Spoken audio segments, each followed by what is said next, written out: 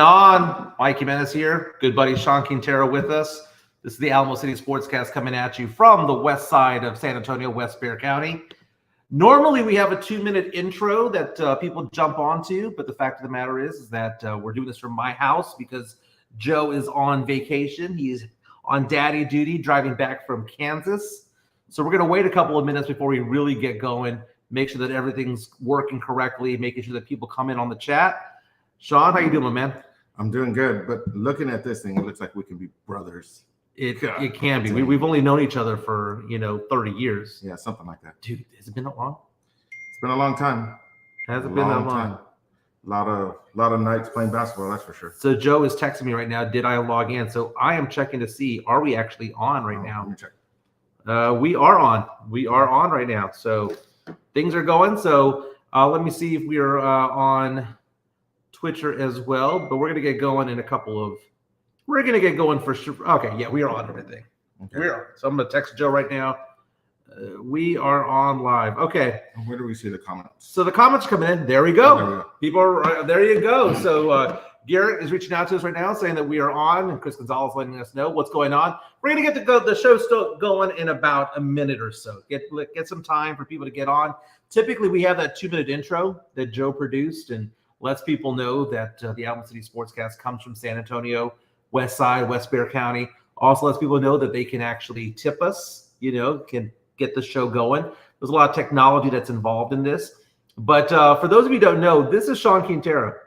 And Sean and I have been really good friends for a long, long time. In fact, I met Sean when I was 14 years old at Holmes High School.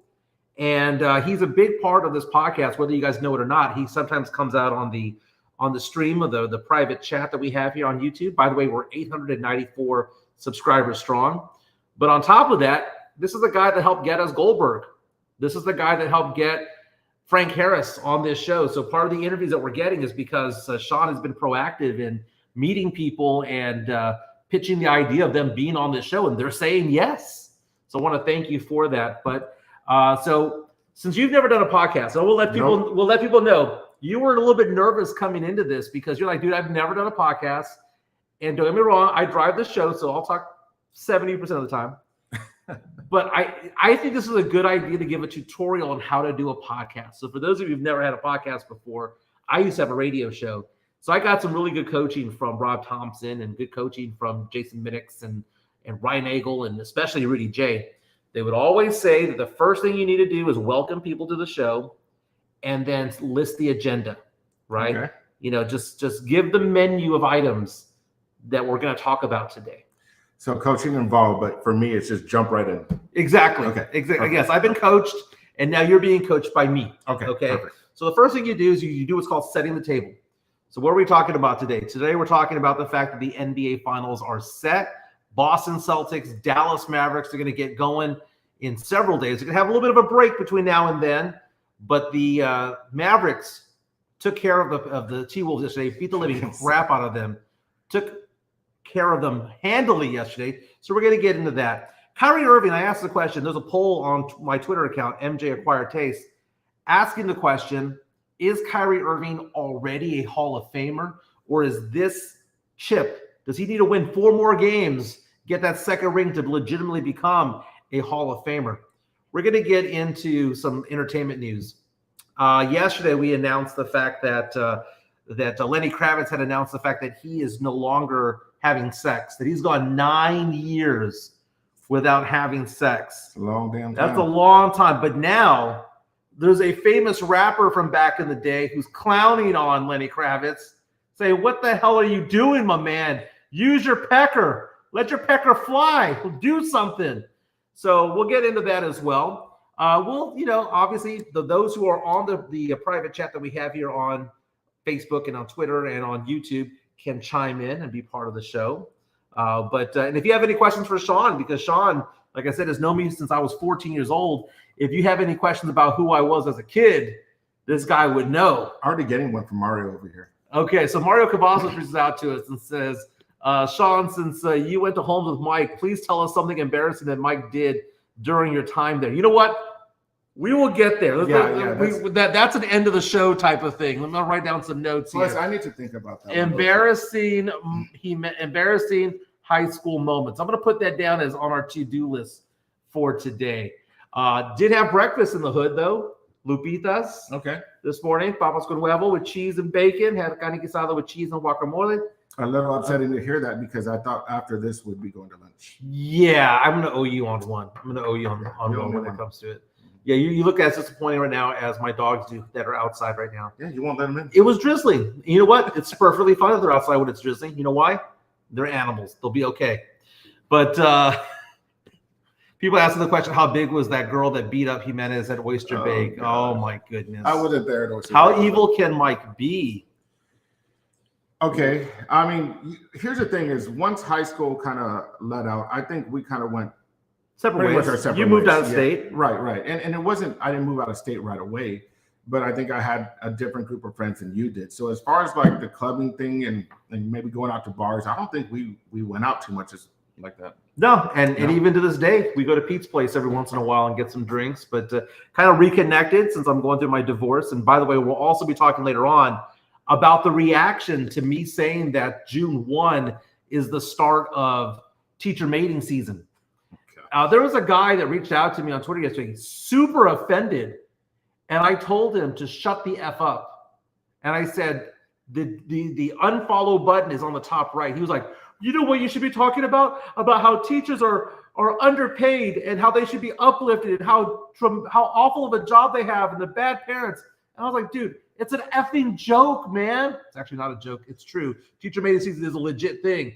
I have friends who are female teachers who are like, oh my God, that is accurate. I never really thought about it, but we do look for dudes. We do look for D from June 1 to August 15.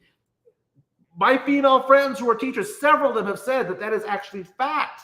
So we're going to get into that a little bit later. So people are asking the question, when are the listeners, the Necios, going to get half-price drinks over at PF Shakes? Bro, come see me again. I'll be there at 2 o'clock today. It starts at 3 and it ends at 7. There you go. But you got to be in the bar area. Got to be in the bar area if Sean's going to try to work a little bit of magic. But very cool, man. So we're going to go for about an hour and 15 or so.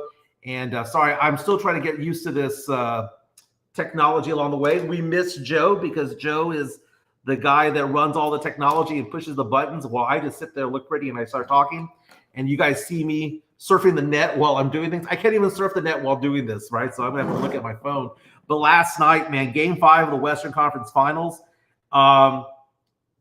we should have known. We should have known. Mavericks won the first 3 games, but the T-Wolves were actually leading all 4 games of the series at the 4-minute mark. We should have known that the Mavericks were going to actually come out guns a-blazing yesterday. Before the game started, I don't know if you saw this, and if you haven't, I'm going to show it to you right now. Before the game started, while Luka Doncic is out there warming up, knocking down threes, just practicing, Karl Anthony Towns, star of the Minnesota Timberwolves, one of the stars, was actually on the floor doing nothing. He was taking a nap before the game. 14 minutes before the start of the game, he is taking a nap. I think okay, so everyone has their own routine as to how they prepare for the game. So is this what he normally does, or was this out of the norm? Why would you do something different? It just seemed weird. He's on the floor 14 minutes before the game with a towel under his head, falling asleep. Maybe he was praying. No, he wasn't falling asleep. Dude, that's the look that I give at 3 o'clock every day, dude. Every day, 3 o'clock, I take my nap. I go down, I go mimis. He went mimis. Dude, that was just a butt whooping by them. I'm telling you, man. Because I'll be real honest, like outside the Spurs, I'm one of those guys that will pretty much not watch the games. And I've told Mike, like doing this show, like I don't watch like a lot of other teams outside of maybe the Dallas Cowboys, the Spurs, but I'll watch playoffs and I'll watch the finals. But to watch that game and actually see these guys that we've talked about, man, it was amazing. I'm telling you, it was a great game. Dude, it was for one team. For one team, yeah. The Mavericks coming out when you have Luka Doncic go out and outscore the entire Timberwolves team in the first quarter, 20 points in the first quarter. Yeah. And then at halftime, the combination of Luka and Kyrie scored more than the entire Timberwolves team. Yeah, that's what I was looking at as well. Both players were 36 points last night, and I think that the announcer got it right. They basically said Luka's a flamethrower. And what I enjoy about Luka right now is that when he's knocking down these shots, he's chirping at the bench, he's chirping at the crowd. The guy is just on a weird mission right now to just tell everybody. Not only does he want the chip, he wants to tell everybody "F you" along the way, dude. When he's and then when he's like not jawing with, but smiling at Snoop Dogg, who's in the crowd, dude. It was so much fun, and it's hard because I'm a Spurs fan, lifelong Spurs fan. I was born a Spurs fan. I'll die a Spurs fan. And a lot of fans right now are like, oh, you can't cheer for the Mavericks. Or are you going to cheer for Derek White and the Celtics? Screw that. I respect Luka Doncic's game. I respect his attitude.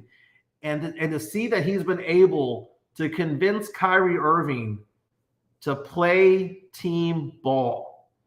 And I think the one thing that I thought was beautiful yesterday, you see Luka go out for 20 points in the first quarter, and they get out to a quick 20-point lead.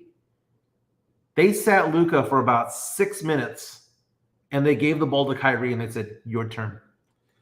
Yeah, and that's going to be tough for the Celtics moving forward, because if you look at their bench play, they averaged less points off the bench than Dallas did. So they're not going to have that available for them, at least. I think their bench was like number 20 of the Celtics for the season, something like that. Yeah, and it's just it was seeing the ass kicking that was had yesterday, and seeing how laser focused the T-Wolves came out like they were just happy they didn't get swept. Yeah, they kind of came out that way.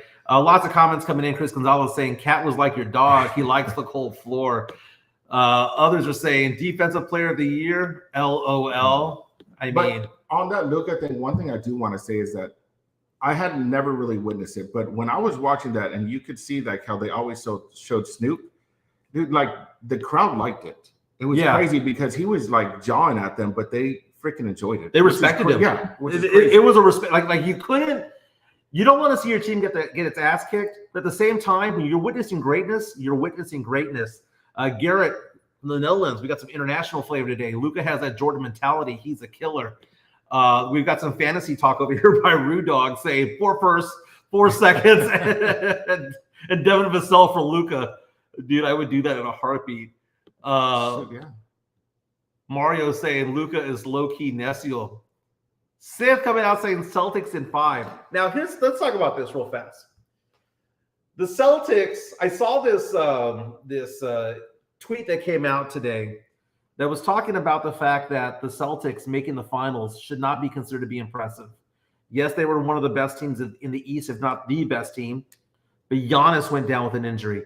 Jalen Brunson went down with an injury. Jimmy Butler went down with an injury. Tyrese Halliburton went down with an injury. All the big stars in the Eastern Conference playoffs went down, and all Boston did was stay healthy. Well, staying healthy is part of it, though. No, I can't fault them for that. No, you can't, but you also can't measure how good they are because they haven't played a solid team yet. They haven't played a team that's been healthy. Yeah. You know, and I look at the Celtics, and Jason Tatum does not do it for me. Now, I know 2 weeks from now we might have a conversation where Jason Tatum is finals MVP, but as of right now, May 31st, 2024, I think Jason Tatum is one of the most overhyped players in the entire NBA as of right now. I've never been a big fan. Sith coming out and saying in 5, this is going to go at least 6. No matter who wins, it's going to go at least 6. But look at the venom that's going to go on there, because not only is it a battle between 2 good teams that are getting hot at the right time, but you have Kyrie going back to Boston, a team that he kind of jilted a few years ago. Mm-hmm. The underline of that, the storyline of Luka Doncic going for his first, it feels like Jason Tatum and Jaylen Brown have already won a chip, but they haven't. Boston gets to the finals, loses the finals. So something's got to give, and I'm just looking at the storylines, and I'm thinking to myself, maybe, just maybe, we should cheer for Luka in this whole thing. Maybe, just maybe. By the way, I did that poll a couple days ago. Yeah, I did see the poll. 51% of Spurs fans saying that they're cheering for the Mavericks when it comes to it all. There's a respect factor that's there. But during last night's game, as the Mavericks were piling on the T-Wolves, And as all those threes kept falling for Luka Doncic, and as Kyrie was going off, they combined for 72 points. As that was going on, one of the announcers said, this is the best scoring backcourt of all time. And then about a quarter later backtracked because people were like, well, wait a minute, what about Steph and Clay? Mm-hmm. But I look at it, I get it. And maybe I'm prisoner of the moment when it comes to it all. But Steph and Clay, Steph, when he was on fire, and he was undeniable.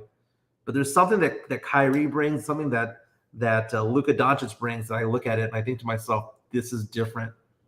This is different. They can bully their way into the lane. Steph Curry couldn't bully his way into the lane. Klay Thompson couldn't go in there and dominate the paint. It's a different thing. It's apples and oranges. And I know that Steph and Klay are the best shooters of all time as a backcourt. But I think that to say, if you compare the two, they're probably closer in talent than what most people would give them credit for. Yeah, I would think so.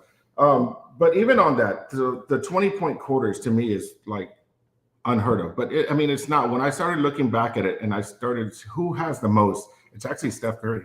Yeah, has the most 20-point quarters. Yeah, and it's because he lights it up from three. Yeah, he lights it up from three. Chris Gonzalez saying Luka and Kyrie were a true Batman and Robin. Then Batman let Robin take over the helm. That's a very good way of putting it. Garrett saying he's cheering for the Mavs.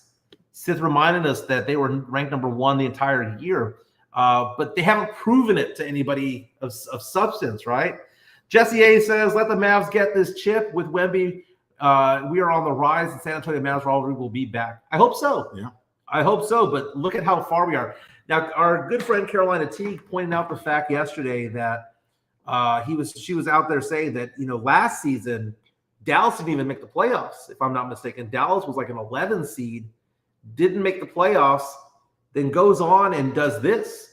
Now, that was the first year that you had Kyrie Irving and Luka Doncic doing their thing. But, man, I look at this team, and it's different, though. You can't say that because the Mavericks were an underperforming team last year that the Spurs are going to be a team that can go from number 12 in the conference all the way to number 1. That's not the case, because the thing about the Mavericks, though, is that not only do they have their franchise piece in Luka Doncic like we have with Wemby, they have Kyrie. Name one Spur that's as good as Kyrie Irving.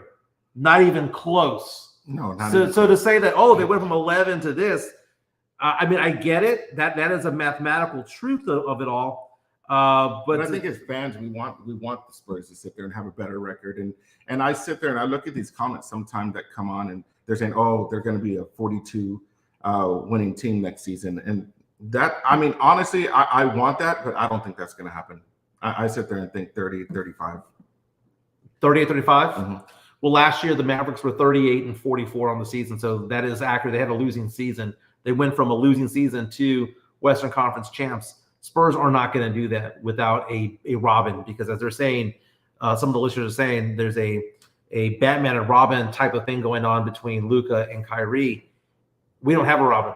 No. We have a Batman.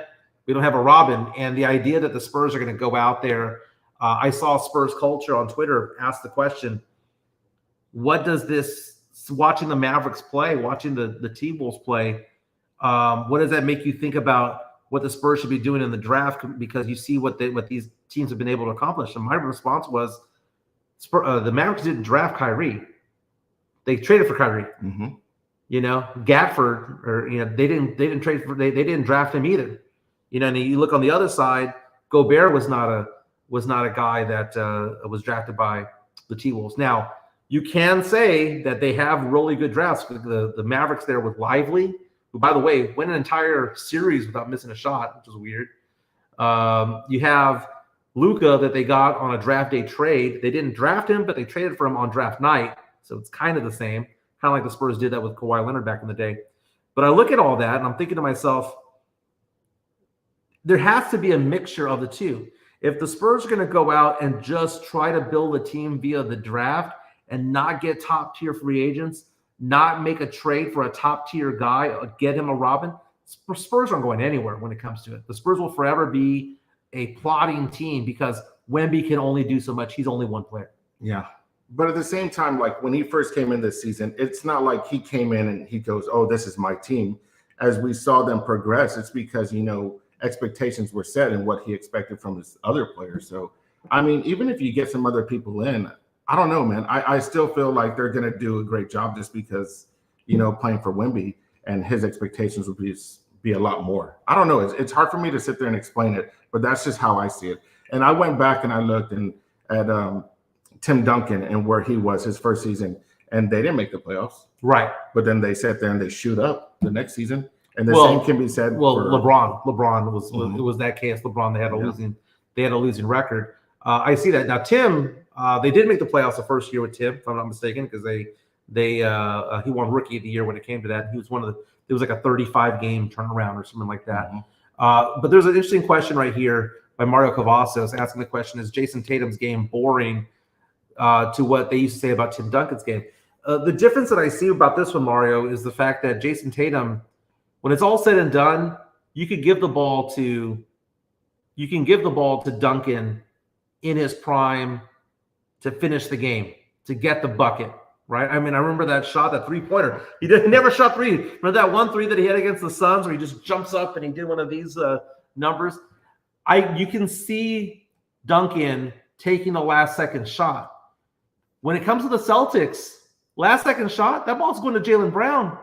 Why isn't it going to Tatum? It's always Jaylen Brown who goes for the heroics, and Jason Tatum is great for 47 minutes, but that last 1 minute of the game, he disappears. I remember famously Richard Jefferson back in the day said, the reason why I was never great was because I never wanted the ball at the end. And I'm not saying that Jason Tatum won't take the shot. I just know that if you were to ask Celtics fans, gun to head, last second shot to win the game, last second shot to tie the game, they would add to a man say number one is Jaylen Brown. You would think, okay, well, Tatum's 2. No, Derek White's probably 2, and then Tatum. Now, speaking of Derek White, you asked the question, should you cheer for a player that was with the Spurs? And a lot of Spurs fans are like that. They're like, oh, well, because Kyle Anderson's on Minnesota was cheering for them. He was missing everything yesterday. Good, especially down the stretch. Dude, like, why do they keep giving him the ball? Okay, so they call him slow-mo, right? Yeah. He's been known that for years. Yesterday was extra slow when he was shooting the 3. Did you see that? Like, his shooting the 3 was like me trying to get out of the couch after I've had about 12 beers, dude. He was just like, oh, so slow. But Sith saying Luka isn't dominating the paint. He doesn't need to dominate the paint. All he's doing is just knocking it down from 3. But he does drive in. He does have a floater. I mean, he did have 10 rebounds yesterday, though. Yeah. He did have 10 rebounds. Dude, and that's the one thing about Luka's game that a lot of people disregard is the fact that he is very active on the boards. And I was thinking about it yesterday. Okay, so – and I know the correlation might not be there, but if you look at the 2 best players – in the NBA right now, you've got to say are Luka Doncic and Nikola Jokic in some order. You want to use either Jokic or Doncic. You can't have an argument for anybody else right now. Jokic, Serbian descent. You have Luka Doncic, Slovenian of Serbian descent. Does that mean I want Nikola Topic now for the Spurs in the draft because he's from Serbia and he's playing Serbian ball? Yeah, maybe so. There's something about that game that's being played in Europe that's different. Dude, these guys are becoming professional players at the age of 13, 14, and 15 years old. They're not playing high school ball. They're not playing college ball. They are identified as children. Victor Wembanyama, was talking trash the other day on social media because someone made a comment about him when he was 16. He went back 4 or 5 years later to go, correct the point. There's something different about these countries that are developing professional players. They're not doing high school and then AAU and then AAU All-Stars.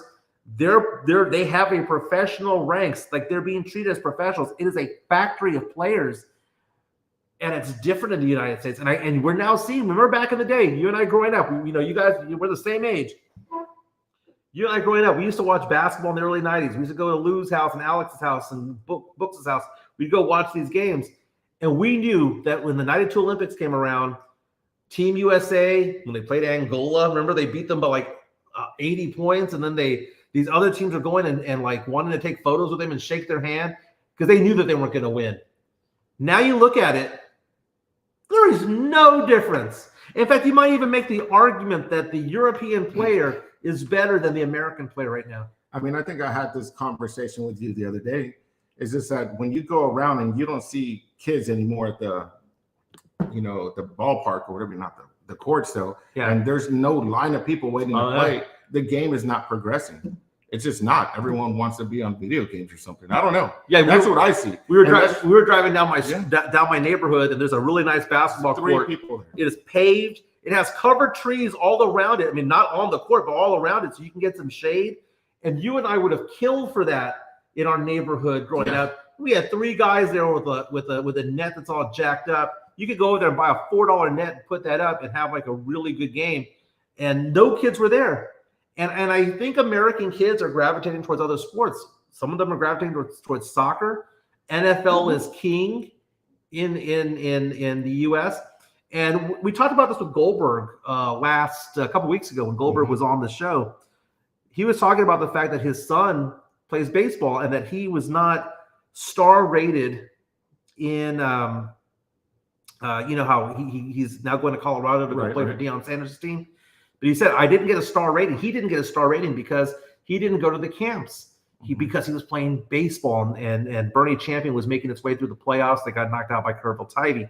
But he was saying that there's not a lot of players out there anymore, athletes that are doing 2 sports, that they're having to focus on one. But I remember back in the day, people would letter in 4 sports. They would letter in track, they'd letter in baseball, basketball, and football.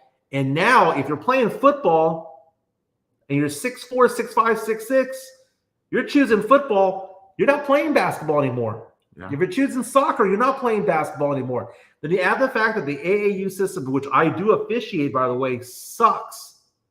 It sucks because it develops a mentality of, instead of me beating the opponent, joining the opponent. Very much like Kevin Durant did with Golden State, where he got knocked out and he joined a 72-win team because he was like, can't beat him, join him, right?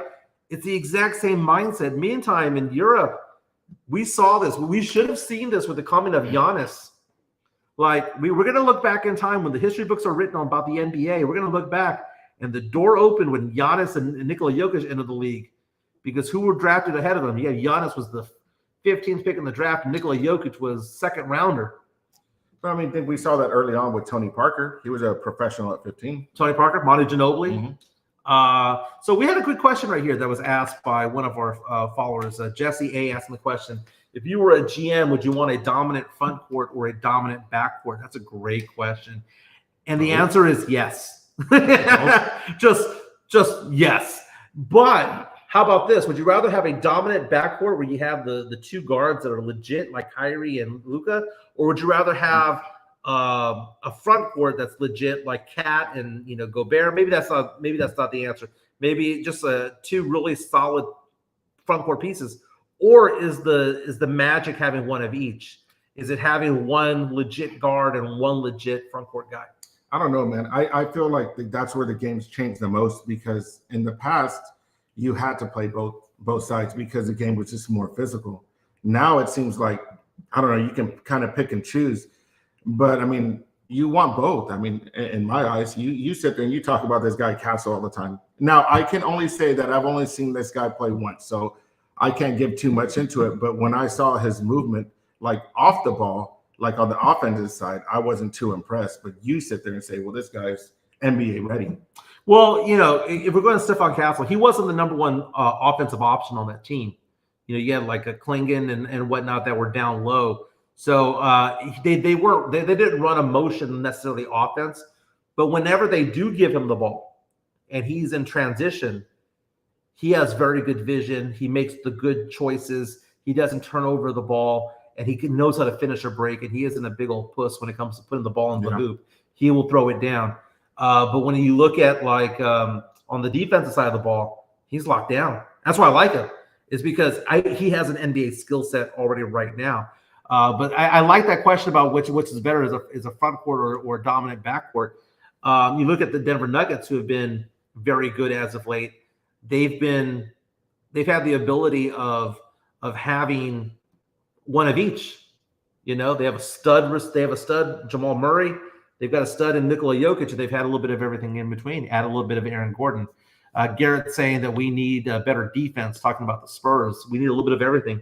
Defense does matter. Yeah, Mario saying Dallas literally tanked last season. They get Lively, not bad. So Lively's been a good pickup for the Mavericks.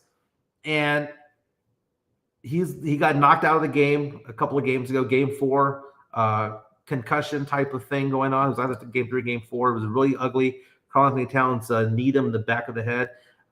That was a ugly play. I don't know if it was a dirty play, but it was an ugly play. And then last night got slapped in the back of the head again. That one seemed a little bit. That one wasn't as bad though. No, it wasn't. But he sold it though. He didn't sold it. So he when you have a cracked head, dude. I mean, it doesn't take much, dude. I mean, you could fling a rubber band at the back of his head, it would hurt. So the question about Dallas tanking for him, I don't know if you saw this, but last year, Mark Cuban got fined, I believe, $750,000 because the Mavericks were tanking so that they could keep their draft pick. It was a protected first-round draft pick, and they lost games in a row on purpose down the stretch, especially one game where they sat the entire starting lineup just so that they would fall into the lottery, further into the lottery, and solidify their spot in the draft. And they got Lively out of that. So, hey, it worked, right? Bainstein saying it's easier to get free agents if you have the Batman, since players will want to play with that Batman. Bain, I would normally agree, dude. I would normally agree if Wemby played in Houston, if Wemby played in Dallas, if Wemby played in LA, Chicago, Miami, New York, it'd be easy to get free agents. But he plays in San Antonio. And on top of that, he plays for Greg Popovich. And for all the people who say that players want to play for Popovich, in theory, they want to play for Popovich. In the same respect that people say that they would love to train for a half marathon, right? But how many people actually do it? And I look at it, and I think that if there's one thing that's preventing a lot of free agents to come to the Spurs, it's Greg Popovich. No difference than same thing with the Cowboys. Cowboys. Yeah. Why do free agents not go to the Cowboys? It's because of Jerry Jones. Jerry Jones, you might say Pop has 5 rings. Jerry Jones has 3.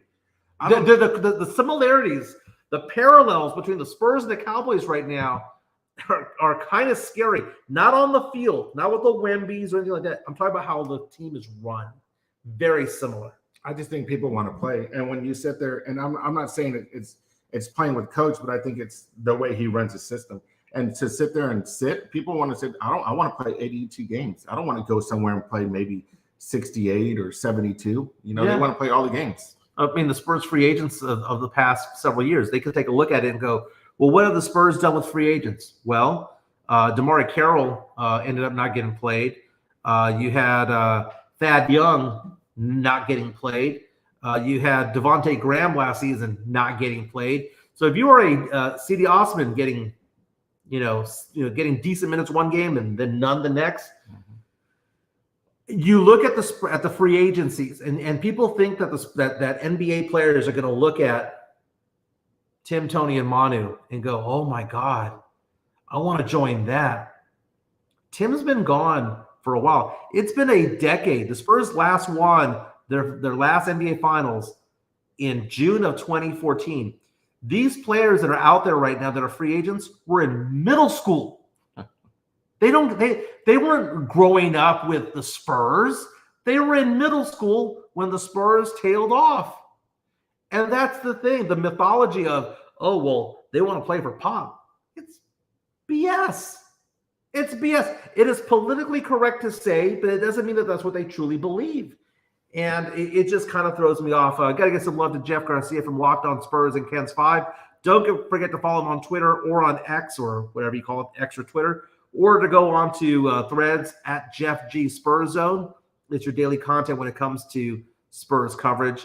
I'm oftentimes on the show, and I'm taking a look at what he's done right now. He has an article today. It says, enter the Spurs multiverse. Would Wembanyama have done a better defensive job in the Western Conference Finals versus Dallas? He has a guess of Matt Guzman. That's today's Locked On Spurs. Again, you can listen to it on Spotify. You can watch it on YouTube. People were making fun of me when I last did it. They said that it looked like I was in a prison cell when I was in my bedroom doing it. But when you're laying down? Yeah. Darius Garland, according to odds makers, has a very good odds of becoming a Spur. 3-1 odds according to Bet Online. So another story that he has out there. Okay, bad trade offers are not accepted on here. Vane saying European players are built different. They are not tainted by that AAU BS. Oh, Mexican. Talking about Topic or Castle at 8. Or talk about Topic. If Topic is there at 8, take him. Maybe. He's at 4. Maybe not because of the injuries. It's weird being on this side because, when I'm watching the show and I'm reading all the comments because they're hilarious. But here you can't. It's too hard to see them all so darn quick. That's where Joe's so good at it, man. Old man. Oh, man. Because you can't see. Oh. Mario asking the question, have you ever tried to grow a goatee? Do it for the street cred. I have tried growing it. I have photos of me doing it, but I've never publicly displayed it. Usually when I go on vacation for a couple of weeks or so, I will not shave, and then I will be scruffed out. And then what do I normally do? I normally trim it down to a goatee, and then I rock that for a couple of days. Don't tell anybody about it. Post no selfies, no photos, and then I just shave it off. But I got a haircut yesterday. I had to do it, man. I had to do it. I'm going out on vacation next week, and I was afraid of getting my haircut too early, which I probably did. But style and profile. I got to keep it nice and clean. Dude, people trust me with their money. Right now I've got $13 million worth of investment assets that I manage right now, making my march to $20 million, and this is what gets the money. Oh gosh, a clean face. A goatee ain't gonna get the money, dude. It ain't. If you rock it right. No. If you rock it right. No. I'm saying it looks bad, and I'm not saying. It's kind of like Ronnie Dangerfield in Caddyshack. Looks good on you, though. Grow goatee for podcast season. Let me That's see. Hilarious. So let's see. In Chan High School to get there. Okay. They're having conversations with themselves now. Chris Gonzalez. Okay, Midtown. That's what you were laughing at there. Yeah. Grow a goatee for podcast or mating season. Damn straight. It's not a goatee. I believe they call it a flavor saver. But Chris Gonzalez asking the question, Jimenez, when you rev games, how many kids do you see around the three-point line? Kids today do not understand the game. It's a good question there. Good point there, Chris. I saw a podcast yesterday. It was like a 5-minute excerpt of a podcast. It was with JJ Redick and LeBron James, and JJ Redick was going over stats and saying how the game is so much different than when LeBron came in. He basically pointed out to LeBron James has been part of 3 eras. Mm-hmm. That like Magic played in a certain era, Jordan played in a certain era, but LeBron James has been playing for 21 years. And he was on the tail end of one era. He was in his era. Now he's had to morph into the next one, right? And how crazy it is that he's been successful at all 3 of them, even up to age 40. But he brought the question, JJ Redick asked the question, do you know what one of the weirdest trends in the NBA is right now? It's taking a 3-point shot within the first 6 seconds of the shot clock. Remember how it used to be? Find the shot, right? Spurs, beautiful game. Pass it around. We grew up with the movie Hoosiers. Remember? No one attempts a shot until you pass the ball five times. 5 times, right? And basically, JJ Redick was pointing out the fact that the number of 3-point attempts that have gone the first 6 seconds have become exponentially higher over the years. That it was an all-time high this past season, and it was an all-time high the season before. That it's becoming a thing. And he was talking about like back in the day when you'd run a fast break, 3-on-2 fast break, you fill the lane. Remember, point guard or whoever's dribbling the ball is going up the middle, and then the 2 kind of converge from the 3-point line in to go get the layup. And what is going on now? JJ Redick pointed out, he had the whiteboard. He goes, the players are going to the 3-point line instead and not filling the gap, and the point guard's going in 1-on-2, 1-on-3. to either A, lay it up with the two defenders on him, or to kick it back out to a wide open three. So JJ asked the question, what is the percentage of these 3-point shots that are going in? And he said that when people first started doing that, when that trend line was happening, that it was 34% accuracy, and now it's 36%. And what does that mean? My favorite stat, according to Joe Garcia, effective field goal shooting percentage is at 54%. And he goes, you extrapolate that over time, it is actually mathematically correct for them to go to the 3-point line than it is for them to go in and try to attempt a layup and try to get the bucket, try to get a 2-pointer. It's counterintuitive. But the thing is that I think the European game is different because they are not afraid of contact. We're going to see this when the Olympics happen. They play FIBA ball. And FIBA ball is they call traveling. FIBA ball is if you have no blood, no foul. And that's why the NBA players, you're going to see this. Mark my words.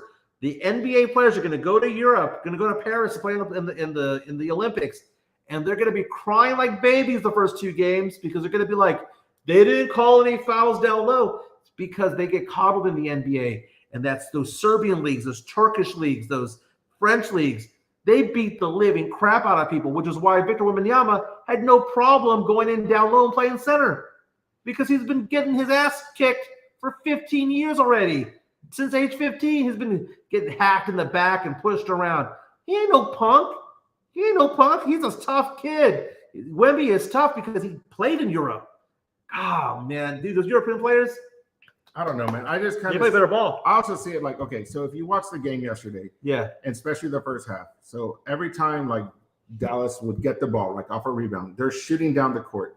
And where was the defense for Minnesota? And for me, it just wasn't there. And they weren't going like towards a 3-point line. They were going in the middle. They were doing some awesome passing. I just think it's also like the team or the players in general. And for me, the whole 3-point thing, I'm not saying like it's more three. It is more threes, but it's further back. Oh, because sure. I think we always took them. We always saw them being taken anyways. But now it's just like how far back can you sit there and make these shots? From the logo. Look at Luka. Luka, he still had plenty of time to sit there and work the ball in after the end of the half, but he sat there and took one like 2 steps in front of the line and missed it. And I was just like, dude, you have like 2 more seconds to go. It's like, what are you doing? Like, work the ball in. No, man. He knows his spots. He knows his spots. Jonathan C. coming out and saying it's great to see Kyrie in the finals. He's come a long way. So that dovetails into the question that I had on Twitter this morning, asking the question, is Kyrie a Hall of Famer yet? Because, you look at the stats. Does some amazing stuff. Here's what he's done. He's an NBA champion already. So he won one in 2016. Now, keep in mind, we all look back at that 2016 finals between the Cavs and the Warriors, and we remember Draymond Green being suspended for a game for, an ejection, kicking a player, whatever he did, something stupid, and it gave up a game. We remember that layup that Steph Curry tried doing, and LeBron James, like a freight train, came from behind and pinned it up against the backboard. We remember all that, but honestly, what won that series for the Cavs was Kyrie Irving's play. Kyrie Irving was so good in that finals, and he wanted to be his own guy. He went going to Brooklyn. He went to Boston. It didn't work out, man. He wasn't the alpha. He wasn't the number one guy. He might have had the alpha mentality. He burned a lot of people wrong, rubbed people the wrong way with the whole not wanting to get vaccinated, and that's his personal belief. But you know what? He missed 50 games because of it. You have the fact that he kind of pissed off people in Boston. You have the fact that he gave up on Brooklyn. But he goes to Dallas. He changes things around, and now look at his stats. Look at his accolades. NBA champion in 2016, an 8-time All-Star, which is around the same number of All-Stars that LaMarcus Aldridge has, by the way. NBA All-Star Game MVP. He has made 3 All-NBA teams. That's 1 second and 2/3. He had a 50-40-90 season, which is 50% shooting from the field, 40% from 3, and 90% from the free throw line. Very few people enter the 50-40-90 club. He was also Rookie of the Year. I asked the question, is he a Hall of Famer? 47% say yes, but not first ballot. 41% say first ballot Hall of Fame. 12% think that Kyrie needs to do more. As of right now, I would be in the category of saying yes, but not first ballot. But if he gets the second ring, yeah, I think that's where I'm at with him too. But I mean, the guy. I mean, I was never a big fan of him watching him before, and watching him yesterday, man, this guy does some unbelievable stuff. Hey, Daisy, hi, how you doing? And the way he's putting up the shots like off balance and still making it look easy, it's just unbelievable. Oh, he attacks the rim better than most point guards. And the thing about Kyrie Irving, the best handles in basketball the past 10 years. And I think that gets forgotten because that's part of the personality. The cult of personality is the fact that people think he's a dick. Yeah. And because he's a dick, it's not going to get that first vote. People just don't like him. They disrespect him. They go, oh, well, he's not as good then, right? He's not as good. He only has one chip. He gets that second one, dude. He is first ballot Hall of Famer. People asking the question, pull up another device to read the comments. I can't. I have no idea how this technology works, to be honest with me. Is that guy your brother? The question that we had here was... I'll be the good-looking one. Oh, what did I do there? Sorry, the chat. Look at all these chats that we have coming in. Yeah, I want to go back and see this again. Someone asking the question, am I beating the 8% index returns? You have to call me to find out. I got stats. Jesse A saying, if Yao Ming made the Hall of Fame, then Kyrie should. Hand of a fist saying Kyrie might be the best wingman I've ever seen. I go to a lot of Spurs games, and you go to the games, and obviously you're witnessing a lot of the best players of all time, or not of all time, but in the world, right? Mm-hmm. There's been few players where I've gone out to go see a game, and I'm like, holy crap, that guy is good. Kyrie Irving is one of them. And as Daisy is trying to make an entrance onto the show, she is. Daisy, are you going to make an entrance? Look at this. Look at this. Look at this. She jumped onto the table. Oh, Daisy wants Daisy. All right, Daisy, you got to get down. No, Daisy wants a new daddy. No, Daisy, got to get down. Got to get down. Dang. Poor Daisy. Needs a haircut. Yeah, Daisy does need a haircut. Very, very cool. You want to talk about some pop culture? We could. Okay, so we talked yesterday about the fact that Lenny Kravitz made the announcement. He wasn't even asked, so it's kind of like, why are you even saying this? It's not like someone asked him, so who are you having sex with? He just blatantly outright said in the interview, oh, by the way, I haven't had any in 9 years. Do you believe that, though? Yeah, I do. He's that crazy. Bless. So Lenny Kravitz, one of the best guitarists, one of the biggest rock stars, maybe not the biggest, but he was for a while there, late 90s. I mean, when Fly Away came out, all of that stuff, he had a good 10-year stretch there, from It Ain't Over Till It's Over to, Rock and Roll's Dead, and, American Woman, he had a lot of hits there, right? He had a good career. Then he became an actor in the Hunger Games movies. He played Cinna in the Hunger Games. My daughter, Gabby, was big into it, so I'm big into the Hunger Games. That's where my Jennifer Lawrence fascination started. Well, would it be safe to say that even if we lived another 60 years, he probably still had more sex than us? That is true. Yeah. I mean, maybe he got it all out of his system already. Well, I mean, he was married to Lisa Bonet, from the Huxtables, from the Cosby Show and A Different World. And he was married to her. And he basically came out and said that after they got divorced, he realized that he was living the whole life. He was out banging chicks after chick after chick after chick.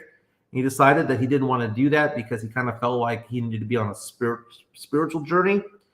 And he's gone 9 years from the ages of 51 to 60. Now, not to put your life into perspective. Oh, damn. But, your wife is deployed. She's in the military. She's in the Air Force. She is, yeah. So that is a long stretch of time, She'll be back in October. Back in October, so you got to go out there and go visit her. Mm-hmm. But, there's some stretches that guys go through, some voluntary, some involuntary. He says his is voluntary, and I believe it because that guy could get ass wherever he goes. Let's be careful because my wife will watch the show. There you go. Okay. But the point I'm trying to make, though, is that there's a difference between 3 months, 6 months, a year. You might not be happy with that, but you can live it. But a year, 3 years, 9. No, thank you. 9. Yeah. Okay, if I could give you $1 million, but you can't have sex for the next 9 years. Would you take it? Hell yeah, I would. You would? Hell yeah. Oh my God. Shit, why not? $1 million? Have all the sex after that? Could be what? 56? 50? I don't know what the math is on that, but that's kind of funny. It's a whole lot of money. But the part of the story, though, is the fact that Ice-T, the rapper, who Trolling him. Cop Killer, New Jack Hustler, Hustler, Hustler, has come out and said that he's clowning Lenny Kravitz, going, "Why are you A, saying this, and B, you got to be kidding me? Use your pecker. That's what it's there for. If you got it, use it." What I don't understand is why people butt into other people's business. Like, let the guy be. I mean, he said it. Like, let him do his thing. Like, why do people have to start saying all this stuff? It's just crazy. I don't know. And then, yeah, here we are talking about it too. I know. Stupid. Tim Gonzalez coming out and saying, Lenny, the lizard outside. They gave the lizard a name. Lenny, you were looking for it. Yeah, I was looking right when I walked in. Has more game than Jimenez. Maybe Damn. he slithers. I mean, he's got a faster tongue. It's like 9 regular years and 9 Kenny years. I don't understand what Kenny years are. Is that a Kenny Powers reference, or I don't know. But I just think it's kind of funny. Other news of the day. Why am I getting these texts? Talk about Drew Gordon. Yeah, Drew Gordon, the brother of Aaron Gordon from the Denver Nuggets, has passed away. That's very sad when things like that happen. Oh, I'm getting text messages right now. From what? Okay. We don't talk politics around here. Oh, gosh. Okay. But what I've been posting on Twitter involving Trump, I have my politics. No one cares about my politics. I don't care about anyone else's politics either. Stay out of it. You believe what you believe, right? Right. But, yes, it was a historical day in the fact that Donald Trump was convicted of 34 state felonies, right? And we have a lot of people who are happy about it, a lot of people who are butthurt about it, okay? And I'm not going to go on a political rant or anything like that because no one cares, right? Mm-hmm. So I thought I'd be funny with it. Okay. So I posted on Twitter yesterday a GIF of Melania Trump, right? Former First Lady. Now, I mean, she was a former model herself. And I basically posted on there, "Girl, I'm here for you." Oh my gosh. Melania, I'm here. He got some time because he can get up to 4 years. I'm here for you, girl, right? And then I posted a meme that I saw on Instagram saying 20 minutes after the verdict, you have Pete Davidson with Melania, right? It's a nice little Photoshop there, right? I'm being funny with it, right? Okay, I'm not saying anything about politics necessarily. I'm just being funny with it because let's make some light of the situation, right? You have one side who believes that he's guilty of this, and I'm part of that. There's nobody who can tell me that he's not guilty of this. You have the other side who says, well, yeah, he's guilty, but other people are doing other things. And to a man, if you were to ask most conservatives, do you think he's guilty? When no one's around, they will say, well, yeah, he is guilty. I just don't care. Okay, fine. I'm trying to make light of it. I had a guy come up to me on Twitter, like trying to get mad at me about that yesterday. And then now I have a really good friend of mine who is like hardcore MAGA these days, although he doesn't admit it. And I'm there going, I don't care. And he got mad at me about what I posted. And I love my friends, but if you're mad at me about my political posts, then unfollow me. And it's sad that we lose friends sometimes because they're so swept up in their politics. And I've done the same thing, dude. Maybe I'm a hypocrite myself when it comes to it, but I'm like, dude, I will never understand. I understand people who are liberal. I understand people who are conservative, right? I have conservative tastes because I am pro this, that, and the other. I understand liberal takes.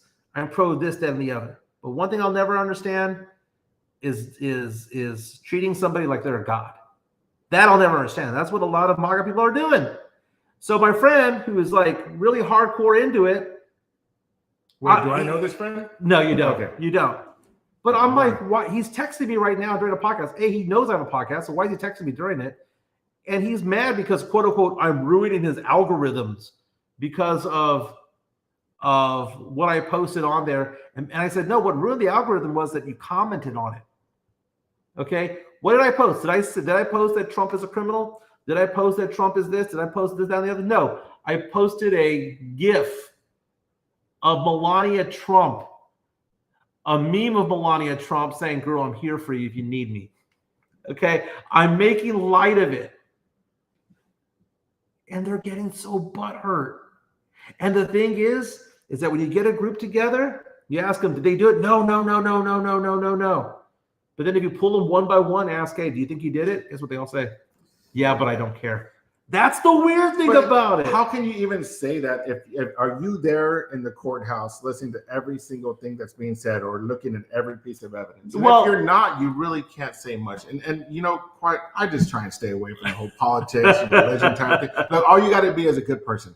That's true. I want to be around you. That's it. That is true. That is true. Text Max Frank asking the question, where is Melania on the Jimenez Nugget scale? Now, Melania in the 90s, early 2000s, she was pretty legit, right? I mean, right around the time that Trump was banging Stormy Daniels. I'm sorry. $10. More, yeah, you know, that highly religious guy. Morby coming out saying May 30th should be National Suicide Day. Thank you, Stormy Daniels. Well, you know, it's funny. We've talked about Stormy Daniels. And by the way, I've given it to the other side. We talked about Monica Lewinsky earlier this week, dude. Yeah. Okay. Mm-hmm. So, you know, I've given crap about that. And it's kind of my whole thing about it.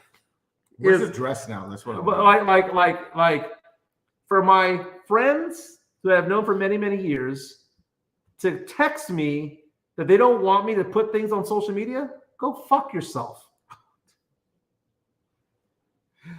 Seriously. Mikey Mike. Seriously. Go jump on your roof, jump off of it. My social media is my social media. I'm like one of those guys that starts doing this. I know, like Quagmire on Family Guy. Just start moving off the screen real quick. Go ahead, keep saying it. I don't agree. I don't disagree. Dude, I'm okay. I love conservatives, dude, because I've said this before. Half of what is right is conservative. Half of what is right is liberal. It's the people who are so far left and the people who are so far right that I'm like, the answer's at the middle, dude. That's the way it always is. Rudog, Demon Mike. That's right. Pooper Flash saying people that do that are weird. Getting a text message from a friend saying I'm messing with their algorithm, that he doesn't want to see that on his feed, then block me. Also, take my phone number and erase it. Like if you're so bent into your politics that you think it's appropriate for you to reach out to me, call me or text me to say that they don't like what I'm putting on there, go away. Go away. I mean, it's that simple. Go away. It's quiet in here. Mario, so is Duncan the new guy in the middle of the van so is Duncan the guy in the middle from the van? Not sure what that means. I think we have to go. Oh, they're going out here. JHNSB. Call him out right now. Who is it? Well, it's nobody. I want to know. It's nobody on these threads. It's nobody on this thread. In fact, I don't even know if he's even listening right now. And if he is, Dude, that's his friend. With friends like this, you know, who needs enemies? That's kind of funny, man. It's kind of funny. Joe Garcia is out today. He's being a dad. He's out and about. Good for Joe. Mm-hmm. If you all want some pretty good video, go on to TMZ right now. I would normally post it right now, but there was a brawl in Baltimore, Washington, BWI Airport, at the Spirit Airlines check-in. Have you ever flown Spirit before? I have not. It's an experience. Yeah. So for those of you who don't know how Spirit works, you buy your flight and the flight costs like $30. Now, if you want to pick a seat, it's going to cost you between $10 and $30. Right? Some seats are $10, some are $30. Like if you want to be in the front, if you want to be on the windows, that's more, right? So you start building your price, right? If you want to take on a luggage, it costs even more. It's still cheaper than a normal flight because these planes are like 40 years old, right? And you're basically flying in a big SUV. But if you're going on a trip, man, I've done this before where I've done a trip where I'm like, well, I'm not going to take a suitcase. I'm just going to take 3 pairs of shorts and 3 chones, and 3 t-shirts and socks. You put it in a backpack. Dude, I have flown places for like $60 because I did the no frills thing. But just know that if you're flying Spirit, the other people around here are just as cheap. Okay. They shouldn't call it Spirit Airlines, just call it Edgar Airlines because there's a lot of Edgar cuts going back and forth. So you have a son who is in high school, right? I do. Mm-hmm. He Now, does not have an Edgar cut. No, he's a good-looking kid. If he came back from Great Clips, Super Cuts, Fantastic Sams, or whatever, and he came back with an Edgar, what would you do as a father? I'd shave his damn head. I shave his damn head when he's sleeping. I go in there and shave his head.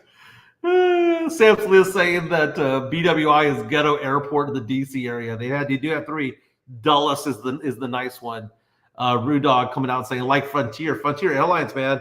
I kind of feel like they're not actually going to like let you off the plane. They're just going to like slow down and just push you off of it. You got to parachute out from there. Jesse A saying that he has flown Spirit from Orlando with a bunch of Disney families. Wasn't that bad of an experience. Okay, let me be honest with you. Okay, first of all, if you want to have a good flight, a life hack. Okay, I've been doing a lot of traveling. I'm flying to Nashville next Friday. Yeah. Going to be going to CMA Country Music Fest. That's going to be fun. And haven't bought my tickets to go see Lainey Wilson, Keith Urban, and Jelly Roll yet because I want to see what the lay of the land is first. I like buying tickets to something the day of. If I have to pay more on StubHub or SeatGeek, fine. At least I know I want to go. I don't want to go there being tied to an itinerary. Okay. So that being said, I fly a lot. I flew to Charlotte 2 months ago. I flew twice to New Orleans earlier this year. I went to Vegas for March Madness. I'm going to go back to Vegas in July for Gabby, my daughter's 21st birthday. So if you fly so much, why wouldn't you just stick to one airline and acquire more points? Well, I have a points system with a lot of these places, but I also have a credit card that gives me a lot of points. Mm-hmm. In fact, my flight to Nashville cost me $11 because I had points. So that was cool. But whenever I don't have points, the life hack is this: GoogleFlights.com. GoogleFlights.com is the perfect life hack when it comes to getting a flight. Because if you go to GoogleFlights.com, you know how like you go on a flight and let's say that you go and they say you have to have a stop in Dallas and then you have to have a stop in Denver. All the hubs, right? There's Atlanta, there's Denver, there's Dallas, there's LA, there's Chicago. There's a lot of hubs out there, right? What they do is they put together an itinerary for you that mixes and matches different airlines. So you might, and it might be a lot cheaper for you to go San Antonio to Dallas on American Airlines, but then fly Delta from Dallas to Chicago. And it's just so weird whenever they do the math. And the other hack on it, though, is that you actually buy them as one-ways. If you're going to go from San Antonio to Chicago, for example, or San Antonio to D.C., you go San Antonio to D.C., but you do not ask for the flight back. You do individual one-ways each way, and they just mix and match. So you might take United one way, American back. You might take Delta one way, and Frontier the next. You never know, but it's cheaper, dude. Like legitimately super cheap to do it that way. I just want to get there fast. Mix and match, baby. Mix and match. That has been the life hack I've been using for a couple of years. Jesse A saying Lainey Wilson with the cake. Lainey Wilson, she's gotten thinner, man. She's gotten thinner. She's probably somebody. Did you watch Yellowstone? Yeah. Remember the blonde singer with the big ass? I think so. The one outside. Oh, that's a big ass. That's a big ass. That's too much ass. That's too much ass. Oh yeah, I remember her on the show. Yeah, she's gotten thinner though, man. Well, she wasn't that big on the show. I remember her like this. On Yellowstone. She had a badonkadonk though, man. She had a badonkadonk. Damn. Mm-hmm. Chris Gonzalez. I like when Chris Gonzalez comes out with a Shark Tank type of take. Lainey Wilson lost her dump. And for those reasons, I am out.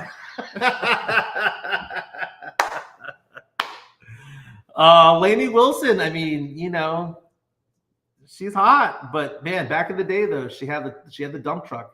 Do you know Casey Musgraves though, man? Casey Musgraves is my girl, man. No, I don't know that one either. Casey Musgraves, she made it to the Sweet 16 of the batting brackets. I thought that she was kind of a long shot, but Casey Musgraves is the kind of person. I gotta look these people up, man. I don't even Casey Musgraves is the kind of person where you might think, oh, well, she's cute. You've told me that she's cute before. I've shown you photos of her. But the more and more you follow her, the more and more it's like, well, I mean, she's all right. And then you just keep going and going and going. Then you go down a rabbit hole and you think to yourself, wait a minute, she is a nugget. Look, have you started? Somewhat attractive with a lot of money, dude. I'm in. Dude, they have a guitar and they can sing. Yeah.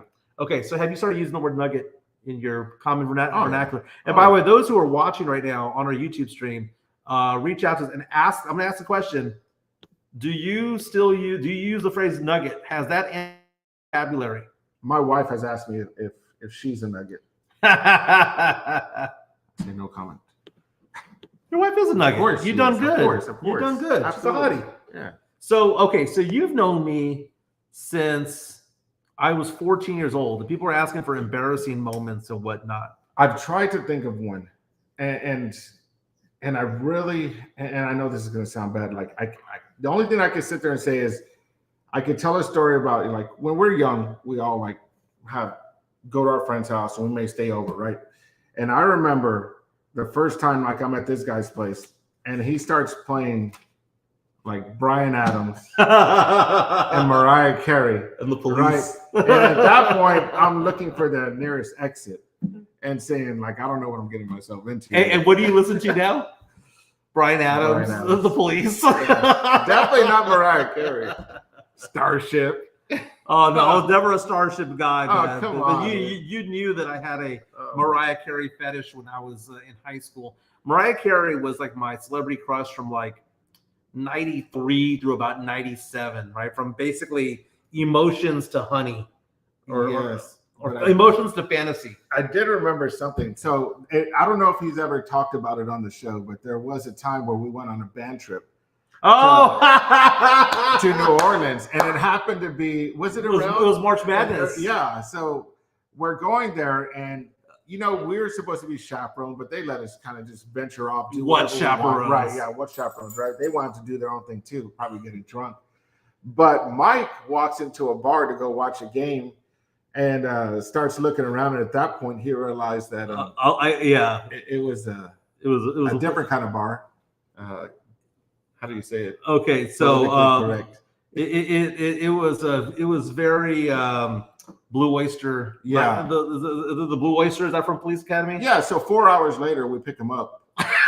No. Okay, so you told that story correctly, but basically it was March Madness, and I wanted to see what the score was. We were walking by this bar, and I saw all these TV screens up showing the game. So I run in to kind of see what the score is, and I see that all my friends didn't join me. They were just like at the door, all lined up in a row. And it's like, what's going on? And then I realized that I was at a game bar. We didn't feel comfortable, but Michael did.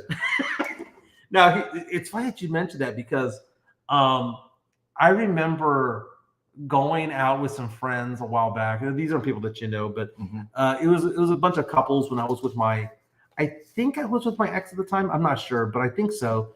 And we all paired off, and Main Street downtown is kind of a gay club area. You've got the Saint and Pegasus, and I forgot the name of that bar that's across the way. But my friends, we'd all get together. We'd go karaoke from place to place, and we'd always say each couple gets to choose where we go. And one would pick one bar. We'd pick like Dad's Karaoke, or we'd go to Who's Who Karaoke, or we'd go to wherever, right, to go to karaoke nights. And one of the couples that's with us was gay. Nothing wrong with that. Love my gay friends. I'm an ally.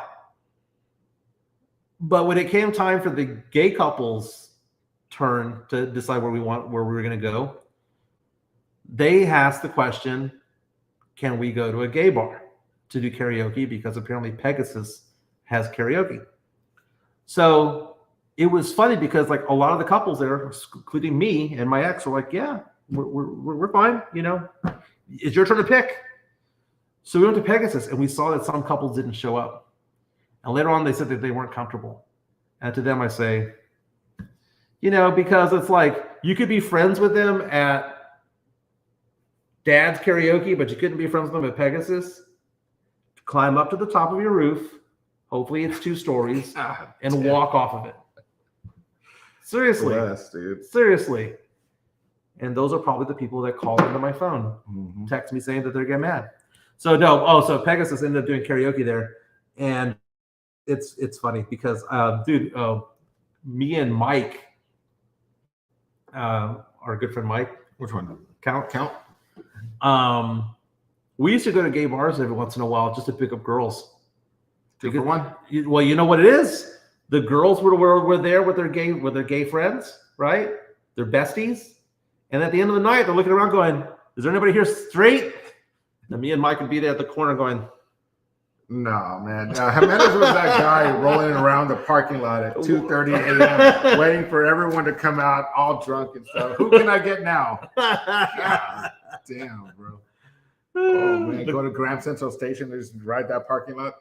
Dude, the club. I saw this TikTok yesterday that I thought was kind of funny. I'll try to post it on Twitter. It was funny because it was asking the question, and let me see if I can play it real fast, or at least play the audio of it all. Some TikToks that were funny, but it was basically asking the question, like, whatever happened to clubbing? I asked this of my daughter because my daughter says that there's no such thing as clubs anymore. Like, I mean, there's the occasional, country dance hall. There is the international thing when it comes to. Now they got them on 1604. My daughter still goes, but there's not as many. But it's international music. It's not what we used to go to over at Grand Central Station. It's not Park Place. It's not the Atrium. Club Yucatan. Yeah, those places don't exist, man. They don't exist anymore. And here it is. Here it is. I'm gonna play this loud. I'm very concerned about the future of my culture, which is clubbing. I'm going to write some letters to authorities soon. This is a dying art. They're forgetting this craft and how to do it. The young girls, they don't even know how to dance on a table in a heel. Hot girls stopped dancing on tables in heels, and club culture is dying because there's nothing to dance to. Look at the top 40 right now. Is this what y'all want? These beautiful things that I've got, please. We haven't had fun club music or dance music in what feels like 700 years. Thank God for Afro pop fusion artists, as they're the only people giving us songs with a BPM above 10. The state of fun pop and fun club music is in such dire condition. Christina came back. Katie's coming back. Gaga is coming back. Do you know how bad things have to be for the legacy artists to say, fuck it, we'll do it ourselves? I want to dance on the table.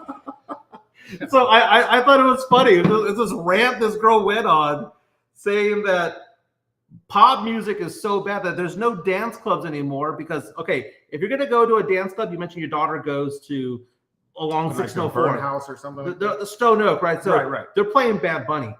They're playing international music. They're not playing, I don't know what they're playing, Mike. They're not playing Too Close by Next, You're making it hard for me. They're not playing that. They're not playing Closer by 9 Inch Nails. They're not playing what we used to listen to back in the day. I want to F you like an animal. They're not playing that. They're playing international music. What this girl is saying is that when it comes to English music, there's just no dance music anymore. That's not like EDM. Just where you're gonna have an epileptic seizure because it's so fast and the lights are flashing. Like what happened to like just dance hits? And she's saying Gaga was last of it. Kesha was the last of it. But when she says like the old schools are trying to bring it back, that's actually true because my kids nowadays, they're coming back and they're playing songs that I listened to back in the days. Yeah. I'm telling you, it's crazy. I was like, dude, why are you listening to that now when I tried to make you listen to it before and you would say, oh, that's old stuff. But now that their friends are doing it. Mm-hmm. Sam Flynn is saying club music died when they started calling it EDM. And yeah, pop music is ass.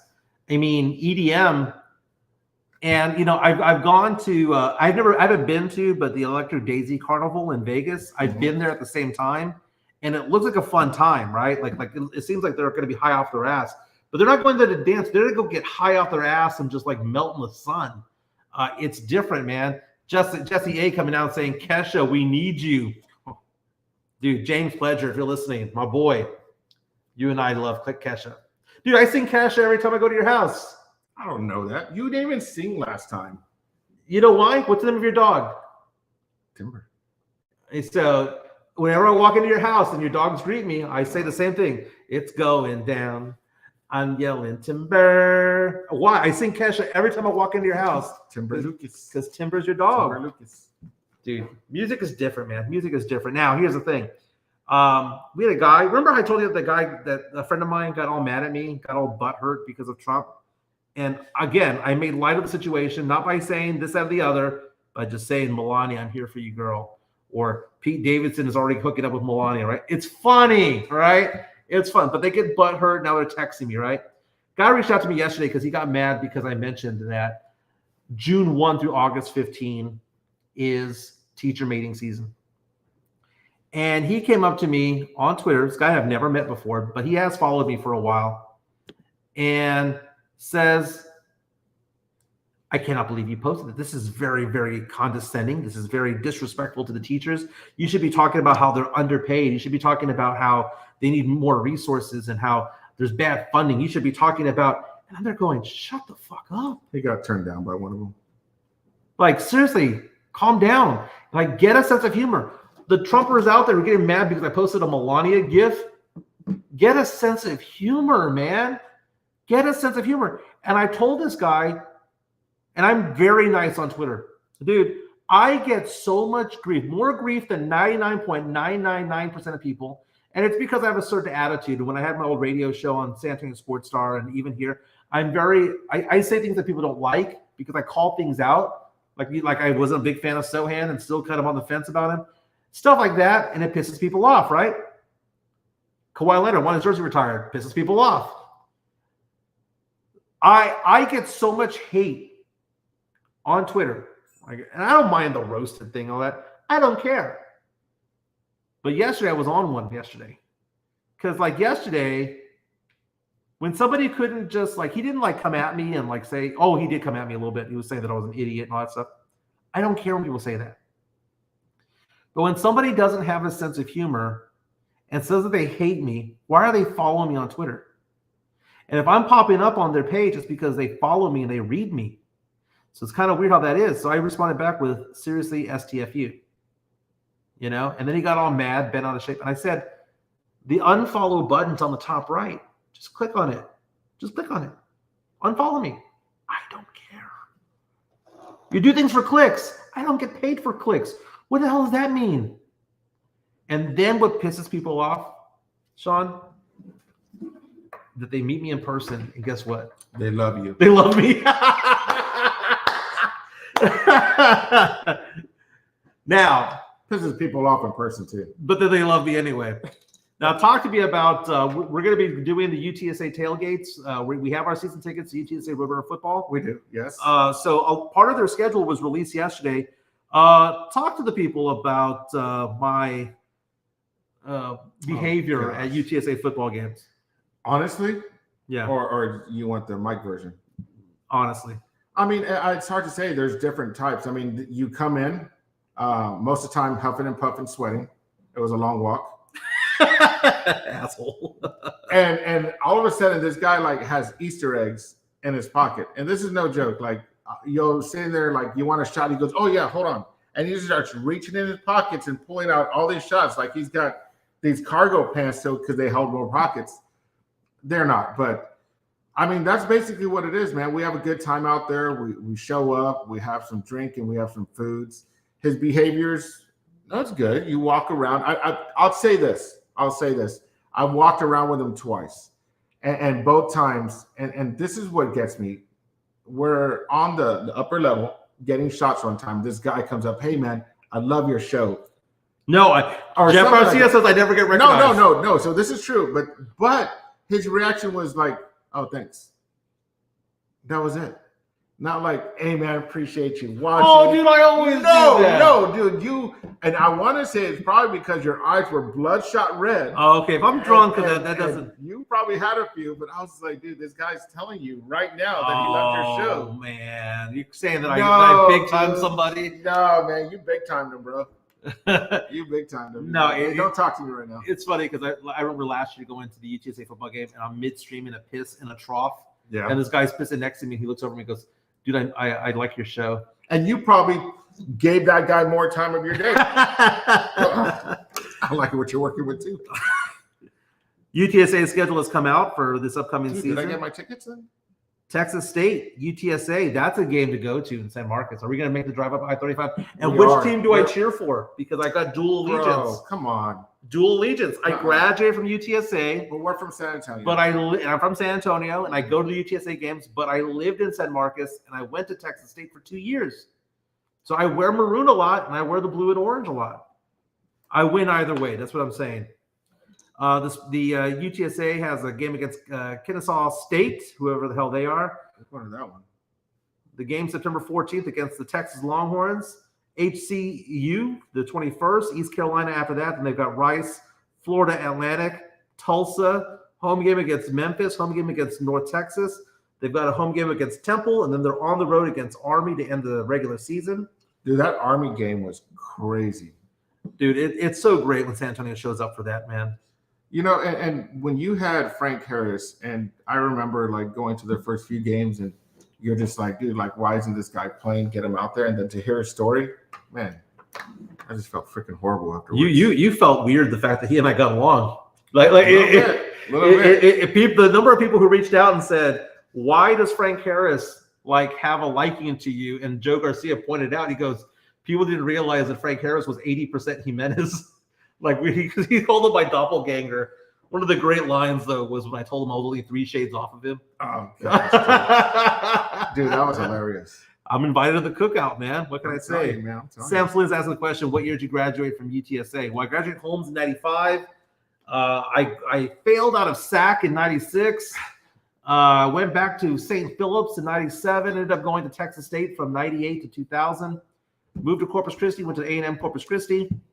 While I was there, I was a news reporter over there. I was taking some small classes. Got hired as a news reporter in San Antonio without a degree, but I was a senior in college, and I finished up my last 3 semesters over at UTSA. But I didn't party at UTSA, though. You know, I mean, I would go to a friend's parties, Brian Ruiz, he and his friends, John, and all those guys. We go to the we go to the Oaks. Is that what it was called? Dude, I don't know. We used to get wasted over there. And so I partied over there, but I didn't party over there because by the time I went to UTSA, I was 23 years old. I was already in a committed relationship, and I was going to be getting married and all that stuff. So I didn't party over there. I partied at Texas State. You know, I partied a lot over there, and you know, we would go over there, party. They would turn off the lights in the quad at midnight, and we'd all drive to 6th Street, go party over there for 2 or 3 hours, and come on back, and then class the next day. It was good times, man. It was good times. I'll never be young again, dude. Never be young. No. Never be young. I told a story one time, tall tale, that that I used to be really good with tequila. Still am. I mean, I'm pretty good with tequila. I don't hurl when it comes to Mexico's finest drink. But there was one time I went to a party. I don't know if you remember my friend Israel. You remember Israel? Yeah, Israel.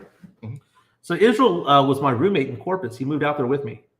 And there was one night, he became friends with my coworkers at the news station. And there was one night when and this is the tall tale that I told before, but it's true. I get home from a night of reporting, and I'm doing a live shot or whatever, and I'm coming back home. And I get back home around 10:45, 11, and all my coworkers are there getting drunk. And he's having a party with my coworkers. And I'm there going, how am I not here, right? So I'm there enjoying a few drinks, whatever. And the tequila came out. They're like, oh, we're going to get you fucked up on tequila. And I'm like, dude, tequila does nothing to me. Nothing.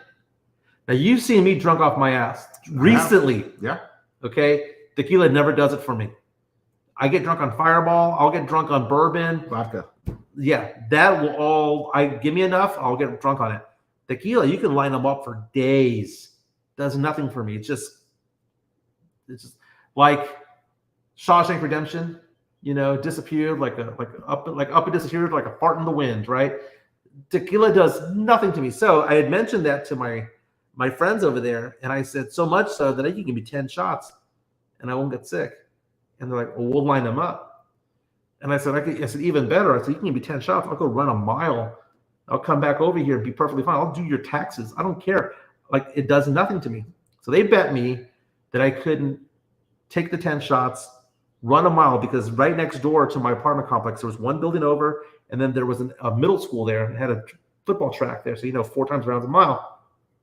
So I could get on. So because I'm like right now, I have the school that I live by right here, right? So I have no neighbors. I have my backyard. My fence line leads to the bus loop at the school. So it was very similar to that. And sorry about that. Anyway, they're like, you're not even going to be able to finish the 10 shots. I said, I'll run a mile. I'll do this and be back in 15 minutes and not get sick. You won't even get through the tequila shots. Well, there I am. Oh, they bet $50 each. So I got 6 people, $300 bet back in 2000. That's a lot of money for a 23-year-old, right? $100,000. Yeah, it's like about $1,000 in today's dollars, right? Down 1, 2, 3, 4, 5, 6, 7, 8, 9, 10. I probably downed all 10 shots in about 2 minutes.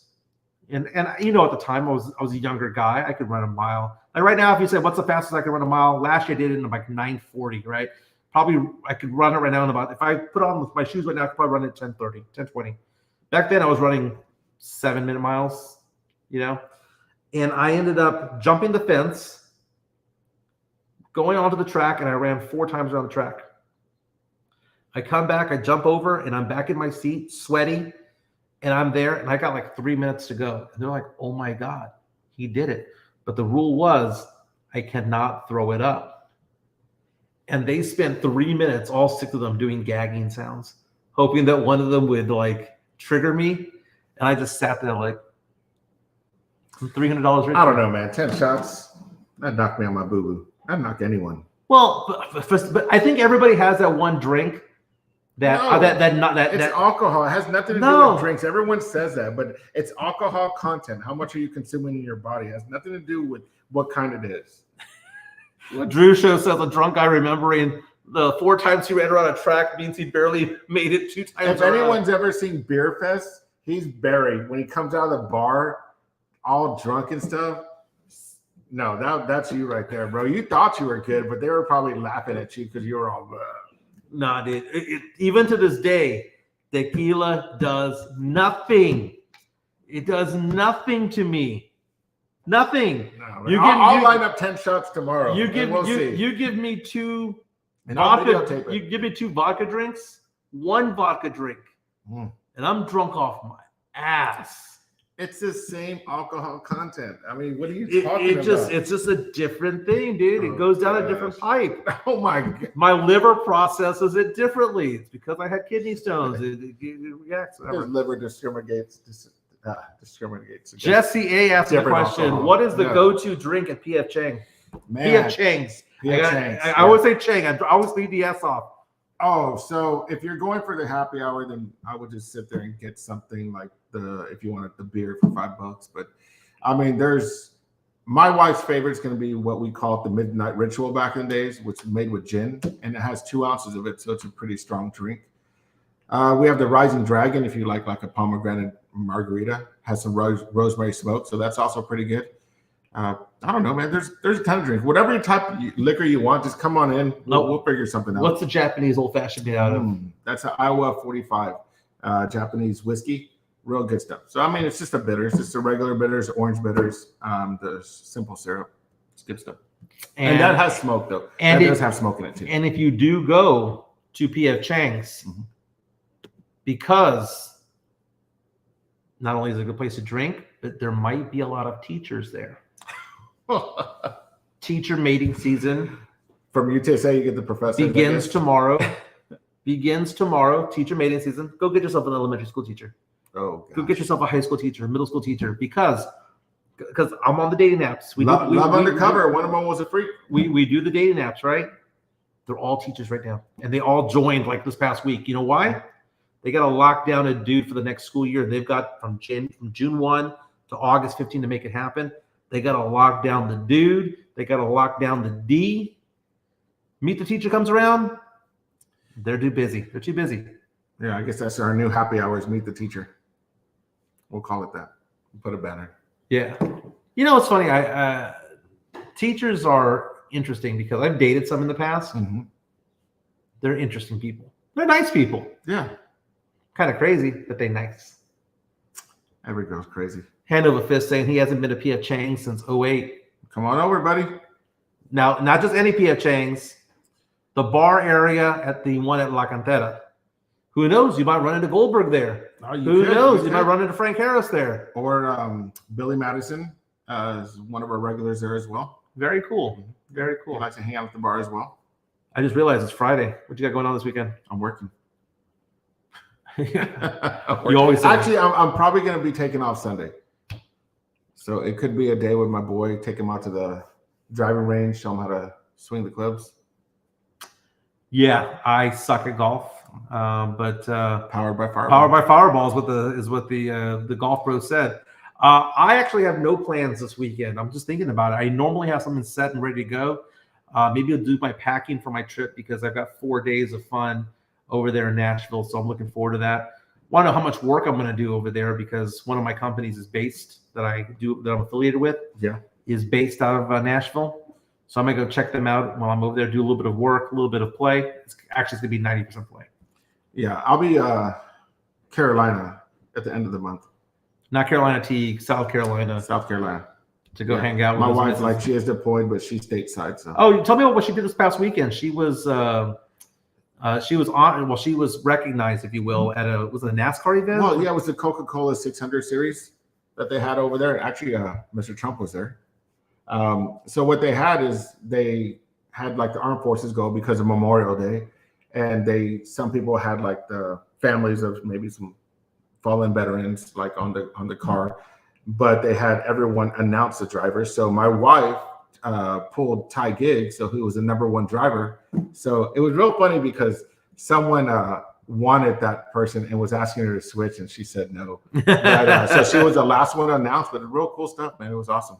That's good very experience cool. for her. That's very cool. There's no video of it, just photos of her walking down the tarmac. I have video of it. Oh, you do? Yeah, I have video of it. I can share it with you. Now you won't see her announce. You can hear her if you listen closely, but then you see her exiting with the driver. Very cool. Yeah, very they kind of look like a baby too. Well, a lot of them do. We'll tell her thank you for her service, Appreciate and that. thank you for you because you are holding it down with the kids at home and the dogs and all that stuff. And I know that she gets. We're all very close, and we all get to hang out with her. And she's fun to party with, man. She is.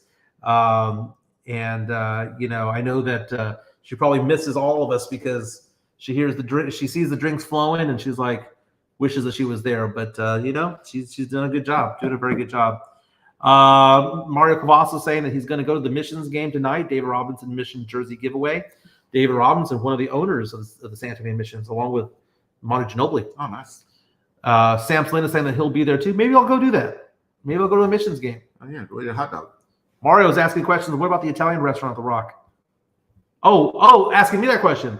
So the Rock at La Cantera, which by the way I'm going to be at in an hour. That's kind of like my second office. So for those of you who don't know, I'm in finance. I do investments and stuff like that. I have one of my clients who lives in Kerrville that is going to come meet me. And I said, you have a choice. I could take you to the Rock or I could take you to my office because I treat the Spurs practice facility and the restaurant that is there, I treat it as my office. Right.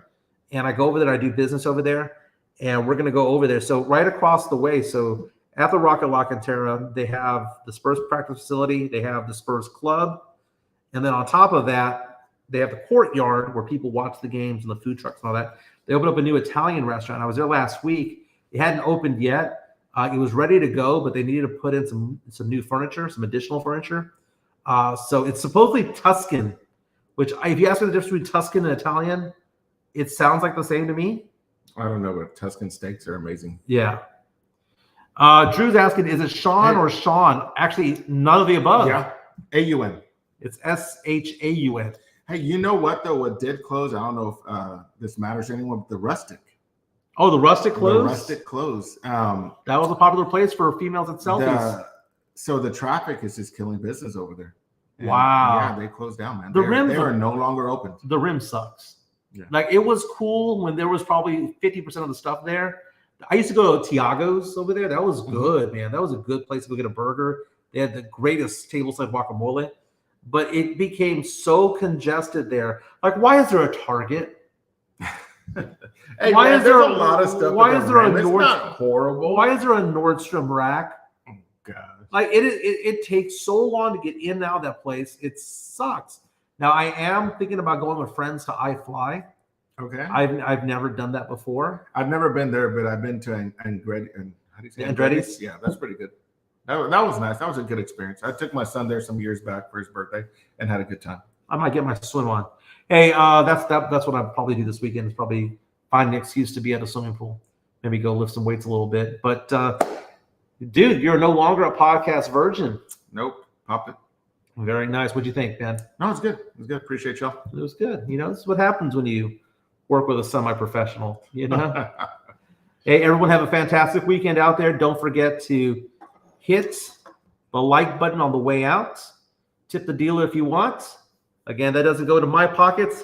That goes simply to Joe to help fund the show and all of that stuff. You know, we have a need for cameras. We have the need for, because we want to take the show on the road. I was telling Joe the other day that I want to get this contraption. This contraption costs about $200 or so, about $160. Mhm. And what it does is that it takes my iPhone, puts it in a contraption. I can hold it like a steering wheel, and it has a microphone sticking out. So that if I go to a Spur game, if we decide to get Spurs media passes, if we go someplace, and I can actually use it as a mobile camera service, like right where the microphone is not going to be the iPhone microphone. It's the microphone of the Sennheiser mic that jets out, and it's more professional. We can edit it better. We could take the show literally on the road if that's the case. That contraption costs about $160 or so. That's probably one of the next purchases that we're going to make. So whenever someone tips us $5 or $2 or $3, really it's going towards stuff like that so we can make this show better. We're $895 strong, 5 away from 900. Hope to get that by the end of next week. Then we move on to 1,000. I would like by the start of the NFL season to be at 1,000, and we can go party. And you didn't want to say it, but I will. Let's hear it for our UT girls over there winning. So they'll be playing Saturday as well. Softball. That's UT right. softball. UT Very nice. Man, they did an amazing job yesterday. And don't forget about that team from Alabama that doesn't have a school. Oh, yeah. That's what is it? Something Southern, whatever it is. I'm You gonna already follow it. forgot. Division III. That's what I need. And I hope Lenny Kravitz gets some ass this weekend. My name is Mike Jimenez. Enjoy teacher mating season, which starts tomorrow. That's Sean Quintero. Joe Garcia will be back on Monday. I'll be back on Monday. Follow along on Twitter. Don't be a dick on Twitter, dude. Don't be a dick. All right? I'm a nice guy. Okay? I'm a nice guy. Peace, guys. See you guys later.